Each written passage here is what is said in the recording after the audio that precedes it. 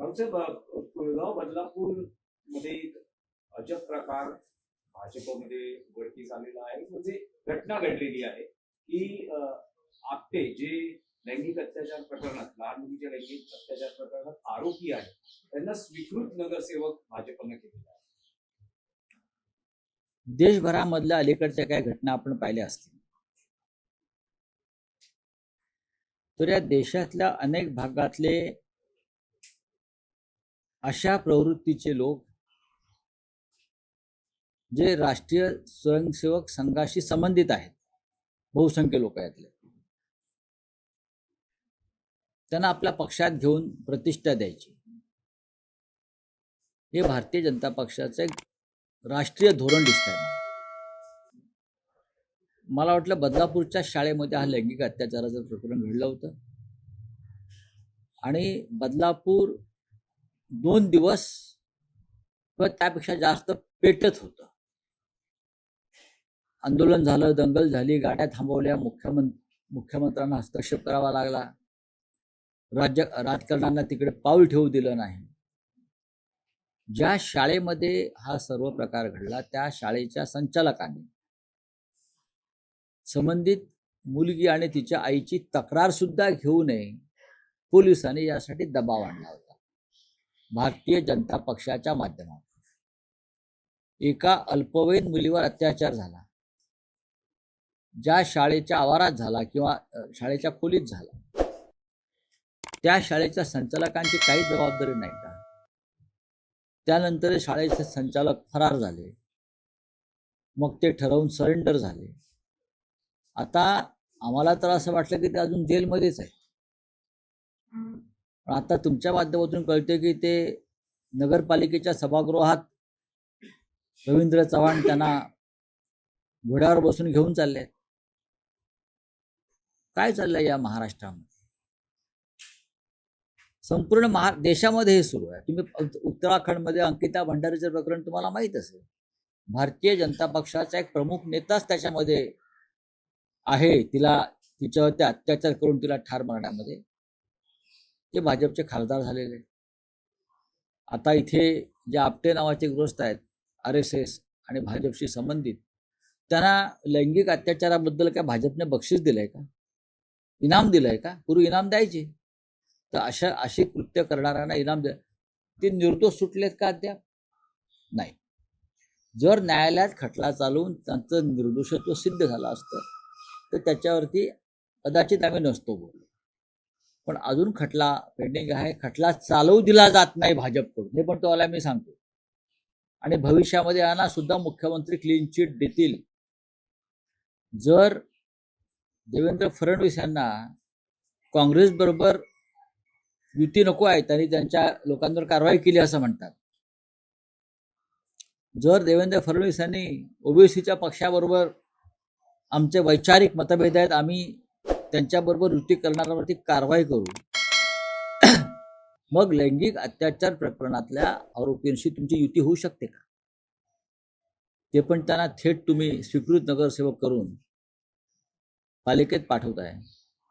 तुम्ही महाराष्ट्राच्या संस्कृतीवरती थुंकताय. महाराष्ट्राची संस्कृती आहे त्याच्यावर तुम्ही थुंकताय. काय संदेश देताय तुम्ही देशाला? आणि तुम्ही महाराष्ट्राचे रक्षण करते आहात. तुम्ही महाराष्ट्राचे राज्य करते आहात, हे तुमचं काम आहे. अत्यंत घृणास्पद प्रकार भारतीय जनता पक्षाने केलेला आहे. काँग्रेस, MIM ह्यांच्याबरोबर तुम्ही शेवटी छुपी युती केलेलीच आहे.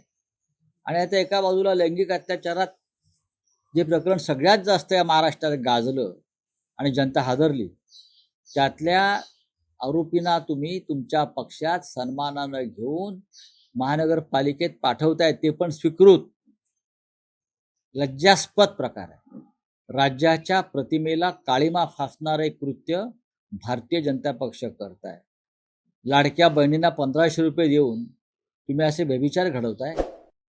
लाडक्या बहिणींना 1500 रुपये देऊन तुम्ही त्यांची अब्रू विकत घेताय. बोलिये. रावसाहेब, पुणे आणि पिंपरी चिंचवडमध्ये दोन्ही NCPची युती आहे. आज पहिल्यांदा असं बघायला मिळतंय की पुण्यात पत्रकार परिषदेत अजितदादा आणि सुप्रिया सुळे एका मंचावर शेजारी बसून वचननामा प्रसिद्ध करतात. कदाचित महापालिका निवडणुकांनंतर असाच एक मंच असू शकतो आणि देशाच्या राजकारणात नाही महाराष्ट्राचं एक वेगळं नाही, चित्र बघा की अजित पवार आणि सुप्रिया सुळे या एकत्र आहेत, बसलेले आहेत, त्याचं आश्चर्य वाटण्याचं कारण नाही. दोन पक्ष वेगळे आहेत, दोन भाऊ बहीण आहेत आणि दोन विभिन्न आघाडीतले हे लोक आहेत. एकमेकाच्या विरुद्ध वैचारिक लढाई लढणारे लोक आहेत. अजित पवार हे नरेंद्र मोदी आणि त्यांच्या विचारधारेचं समर्थन करतात. अजित पवार नरेंद्र मोदी, अमित शहा यांच्या राजकारणाचं, त्यांच्या लोकशाही विरोधी कृत्याचं, त्यांच्या संविधान विरोधी कृत्याचं, त्यांच्या पापाचं समर्थन करणाऱ्या आघाडीमध्ये. आणि दुसऱ्या बाजूला शरद पवारांचा जो पक्ष आहे तो या सगळ्यांना विरोध करतो आहे की नरेंद्र मोदी लोकशाहीची हत्या करतायत, अमित शहा हे यंत्रणांचा गैरवापर करून विरोधकांचा आवाज दाबतायत, अमित शहा, नरेंद्र मोदी हे हिंदू मुसलमान अशा धर्मांध विचारांच्या बरोबर आहेत आणि त्यावर निवडणुका लढतात. पण आता हे दोन पक्ष एकत्र होऊन निवडणुका लढतात. याच्यावरती भारतीय जनता पक्षानं उत्तर दिलं पाहिजे. मी सुप्रिया सुळे यांना प्रश्न विचारणार नाही. आमच्यासाठी अजित पवार भारतीय जनता पक्षाच्या विरोधात जाऊन इथे आलेले आहेत आणि निवडणूक लढतात हे महत्वाचं आहे. पण जर आता परवा आशिष शेलार हे अजित पवारांची सावरकरांवर शिकवणी घेत होते, मग अजित पवारांना शिकवणी लावली आहे का सावरकर विचारांची? मग जर शिकवणी लावली असेल तर मग तुमच्याबरोबर ते का नाही, ते दुसऱ्या पक्षाबरोबर का आहेत? पण महाराष्ट्राच्या राजकारणामध्ये जो गोंधळ झालाय, एक डबकं झालेलं आहे आणि त्या डबक्यामध्ये बेडूक डराव करत बसल्यात. त्यांना कोणता विचार नाही.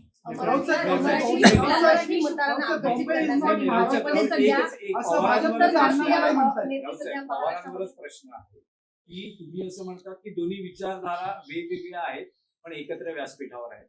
तर हे चित्र बघताना तुम्हाला आश्चर्य वाटतं की खंत वाटते? नाही, आश्चर्य वाटायला नको आणि खंत वाटायला नको. सध्याचं राजकारण ज्या पद्धतीने चाललेलं आहे, फक्त येणं केनं प्रकारे माझी माणसं निवडून आली पाहिजेत यासाठी लोक एकत्र येत आहेत. जर अमरनाथमध्ये काँग्रेसचे 12 नगरसेवक भाजपात विलीन होतात किंवा परभणीमध्ये शिंदे गट, ओबीसी गट एकत्र येतात, तर कोणती विचारधारा राहिली महाराष्ट्रामध्ये? विचारधारा फक्त व्यासपीठावर बोलण्यासाठी, बाकी काही नाही, आणि मुलाखती देण्यासाठी. Bombay is not Maharashtra city असं वादग्रस्त विधान भाजपचे नेते अण्णामलाई यांनी केलं. याच्यावरती एकनाथ शिंदे यांच्या पक्षाचं काय म्हणणं आहे, जे स्वतःला शिवसेना वगैरे समजतात, आणि महाराष्ट्राचे मुख्यमंत्री देवेंद्र फडणवीस जे म्हणतात की सूर्यचंद्र असेपर्यंत मी मुंबईला महाराष्ट्रापासून वेगळं होऊ देणार नाही. बरं का? गर्जना चांगली आहे, पण तुमच्या पक्षाचेच पुढारी इथे येऊन मुंबई महाराष्ट्राची नाही असं म्हणतात, त्याच्यावर त्याने उत्तर दिलं पाहिजे. एकनाथ शिंदेने उत्तर दिलं पाहिजे, त्यांच्या लोकांनी उत्तर दिलं पाहिजे. मुंबई महाराष्ट्राची नाही असं तुमचे स्टार प्रचारक सांगतायत. हा जो कोणी अण्णा फडणा झन्ना मलाही आहे, बरं का, हा विचार भाजपचा आहे का? तो भाजपचा नेता आहे. नेता असेल तर तुम्ही त्याच्या विरुद्ध, या अण्णामलाई विरुद्ध इथे गुन्हा दाखल केला पाहिजे, महाराष्ट्रद्रोहाचा. महाराष्ट्राच्या राजधानीविषयी तो असं कसं का वक्तव्य करू शकतो? 106 मराठी हुतात्म्यांचा अपमान भाजपच्या अण्णामलाईने केला असेल तर महाराष्ट्राच्या मुख्यमंत्र्याने त्याच्यावर गुन्हा दाखल करून त्याला ताबडतोब अटक केली पाहिजे. त्याला मुंबईच्या बाहेर जाऊ देता कामा नये. कोणी लुंग्या सुंग्या येईल आणि मुंबई महाराष्ट्रावर अशा प्रकारे जाऊन आमच्या तोंडावरती चप्पल मारून जाईल. कुठे आहे तुमचा स्वाभिमानी बाणा?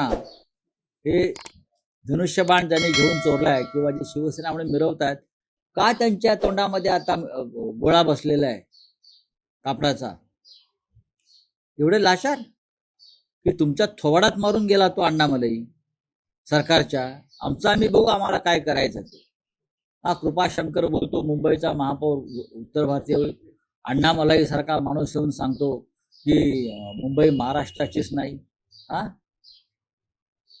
देवेंद्रजीने याच्यावरती उत्तर द्यायला पाहिजे. रश्मी शुक्लाने 5 दिवसापूर्वी एक अहवाल सादर केला होता. मीरा भाईंदरच्या प्रकरणामध्ये देवेंद्र फडणवीस आणि शिंदे यांना गोवण्याचा प्रयत्न केल्याचा अहवाल त्यांनी सादर केला होता आणि त्यांनी संजय पांडे यांनी हा म्हणजे दबाव आणला होता. तुमच्या माहितीसाठी सांगतो, रश्मी शुक्ला या राष्ट्रीय स्वयंसेवक संघाच्या कार्यकर्त्या, त्यांचं अख्खं कुटुंब हे भाजप आणि राष्ट्रीय स्वयंसेवक संघाचे कार्यकर्ते म्हणून ते काम करतात आणि त्या वर्दीतल्या संघाच्या कार्यकर्त्या. त्यांच्या अहवालावरती विश्वास ठेवता येणार नाही.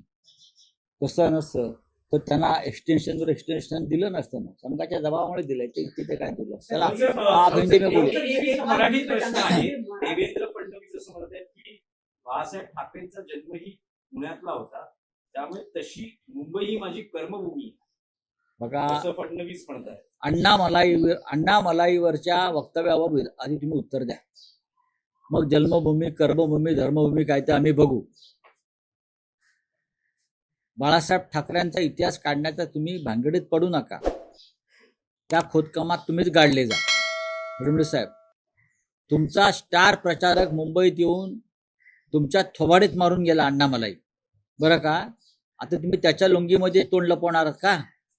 सांगा ना. मुंबई महाराष्ट्राची नाही ही सुरुवात, जे आम्ही म्हणतोय मुंबई तोडण्याचा प्रयत्न सुरू आहे भाजपचा, ही चाचपणी आहे.